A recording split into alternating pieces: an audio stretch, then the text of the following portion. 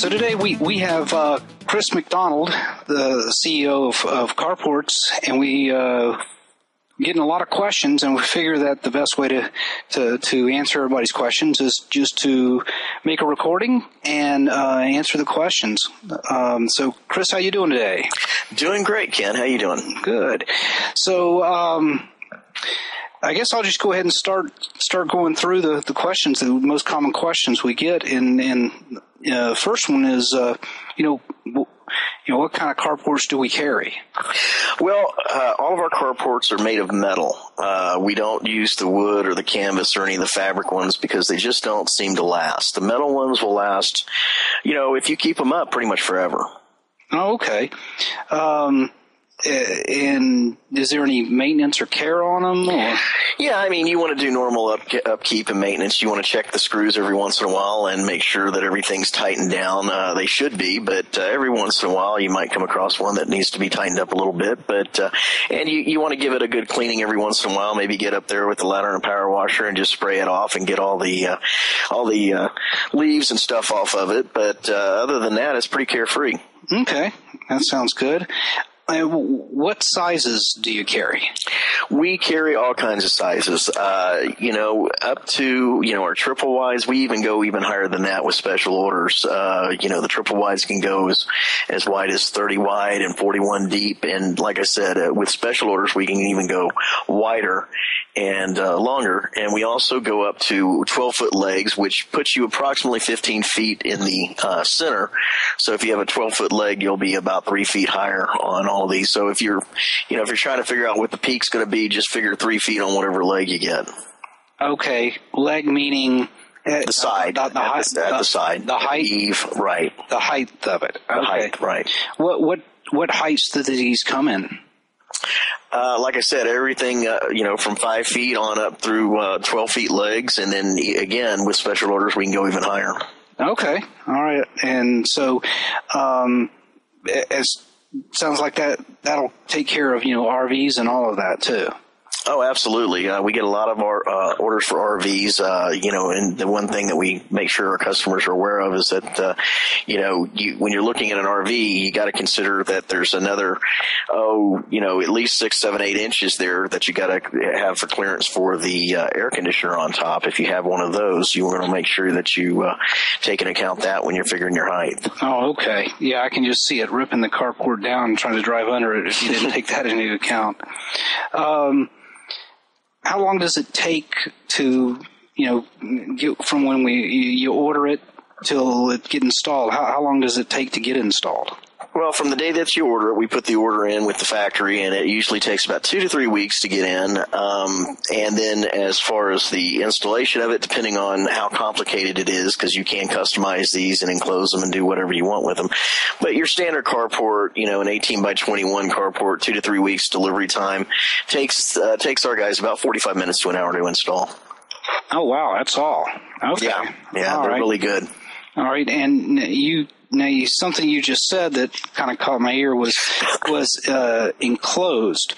Mm-hmm. Well, so in other words, instead of just being what you would think is a carport with a roof, you're saying that you can have walls on three sides? You can have a wall on just one side. You can have a wall on 2 sides. You can have a wall on 3 sides. You can have a wall on all 4 sides and enclose it completely. And of course, if you do that, you're going to need a way to get in it. So you may want to get one of the garage doors, the roll-up garage doors, which are great. I love these garage doors. You can get a garage door, or if you're just wanting to use it as like a shop or something and you don't want the garage door, you can just get a personnel door. You can also add windows. If you want a window, if you want 2 windows, 4 windows, it doesn't matter. We can do it. So it sounds like it's really customizable, really versatile. And, absolutely. That's what we strive for. So you're going from a carport to almost like a garage. It is a garage, absolutely. Okay, yeah. All right. So you can actually have full garage. Well, that's just a garage that if you decide to pick up and move somewhere, you can take with you. You just have to break it down and reinstall it when you get to your site. Oh, well, that even makes it better. What kind of ground do you typically install this on? Typically it's going to be like a gravel or a rock or caliche type ground. A lot of the garages are put on concrete slabs. Let me talk just a minute about the concrete slabs, because there are some considerations that you need to take into account. When they are put on a slab, for instance, if you have an 18 by 21 garage that you want, or even a carport, any of these, you want to make sure that your slab is on each side 3 inches wider and longer than the actual carport. So if the carport is 18 feet by 21, you actually want to make the slab 18 feet 6 inches by 21 feet 6 inches. And the reason for that is that they use these concrete bolts that expand, and you don't want to crack out the side of the concrete if it's too shallow. Oh, okay. All right. So in other words, you don't want the concrete pad itself being flush with the rail. With the rail. Right, exactly. Okay. Well, that makes sense. And another thing, Ken, on these garages especially, what you want to do is to keep the water from running inside the building is you want to bevel the edges of the slab. Whoever's pouring your concrete, they can bevel those edges. It shouldn't cost much, if anything, and that'll help the water to run off to the sides and edges instead of running back into the building. And another thing that they can do is if they will go to a hardware store and pick up a case of it's called adhesive. It's an adhesive. It's called a concrete to metal adhesive. And if they go buy that, it shouldn't cost them very much. Our guys will actually apply that adhesive to the concrete and to the rails themselves for free, and that way it'll also prevent water from getting in underneath those rails. Okay, so it just kind of seals it off from the outside then. Right, and it's completely free service. Okay. Is there anything that the customer needs to do, to prepare the ground? Well, obviously with the concrete slab, you need to get it poured, but as far as, anything else, is there any kind of preparation the customer needs to do before the install is done? We highly encourage the customer to have a flat and square surface. You want to have it as flat as possible. The other thing that you would want to do before you even order the building is you're going to want to make sure that you're not going to be running into trouble with local authorities. If you're in a city or a county where they require a permit, you can just call the city office and ask them if a permit is required, and they'll let you know. And so you don't want to get something and put it up and then have the inspector come by and flag you for it. You want to make sure that you call the utility companies. I think in Texas it's something like 411 dig or something like that. But anyways, if you call any of the utility companies, they'll be able to give you that information. But you want to call them and make sure that they flag any underground utilities so we won't run into any problems when we're installing these. Okay. Another common question we get is, why aren't any of the prices listed online? We get that a lot. The reason is because the prices vary from state to state. It depends on where our distribution centers are, and that can affect the cost of freight and shipping. It depends on what kind of construction requirements there are. If you're in the north, of course, you have to be aware of snow loads. In the south, in the coastal areas, you got to be aware of maybe a hurricane restriction on wind loads. So that's primarily the reason. Okay. And how many colors do you carry? We carry several colors. All of the main colors that we carry are basic and can be mixed and matched. Right now we are carrying 13 colors, if I'm not mistaken. I counted them earlier. You can have the top of the canopy one color, and you can have the trim in another color. You can have it all one color. It doesn't matter. All these colors were chosen after years and years and years of customer requests and customer feedback. Okay. Another thing about these colors too is they last.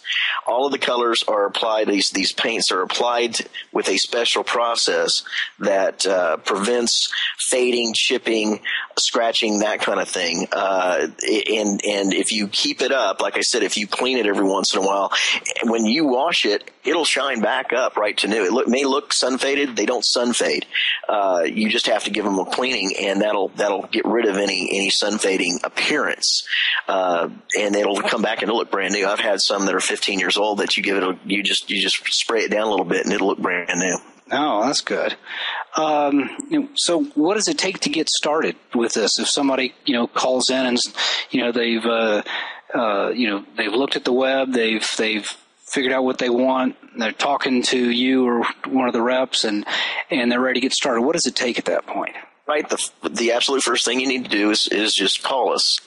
Immediately have one of our experts talk with them. And the reason that you want to talk with one of our experts is because there may be things that you haven't thought of or you haven't considered that you might want. There may be things like the fact that you want to go up high. You want to have a 12-foot leg. Well, when you have a 12-foot leg, one of the considerations is that you're going to need extra bracing. And so that's another reason why we don't do these things on pricing on the web, is because we want you to talk to somebody that's done this, that's knowledgeable, that can help guide you through the process. Once we talk to you, we've both decided, you've decided that you've got the carport or the RV canopy or whatever that you want. We will write up a contract. We will fill out the order. We will put the pricing on it, and then we'll either fax it or email it to you for your approval, and get you to sign it and send it back in. And we'll get some credit card information, or get you to send in a money order or a cashier's check. And then that goes to the 10% down. It's 10% down, and then when it's delivered, 2 to 3 weeks later, the installers will come by, and now the installers will take MasterCard and Visa and Discover. They'll take a cashier's check or money order, but they won't take personal checks and they won't take cash. That's the only thing you need to be aware of with those guys. And that's it. I mean, we take your order, we write it down, and we send it off. And 2 to 3 weeks later, you're parking your car in your brand new carport. Okay. All right. Something that caught my ear earlier that I forgot to ask is, because these are so, custom, and you had mentioned, a shop and all that. What are some of the other uses of these that you've seen in the past besides just carports? Just about anything that you can enclose or want to keep out of the weather. I've seen them used for horse stalls. I've seen them. We actually do have a line of horse barns. I've seen them used for livestock feed, tack, hobby shop. Just about anything they want. Okay. All right. Well, I think that pretty much sums it up. For today. I think. You've covered a lot. I've actually learned a lot. And, I appreciate your time, and I'm sure we're going to talk to you again. Well, thanks a lot, Ken. I appreciate your time, too. All right. Have a great day. All right. Bye-bye.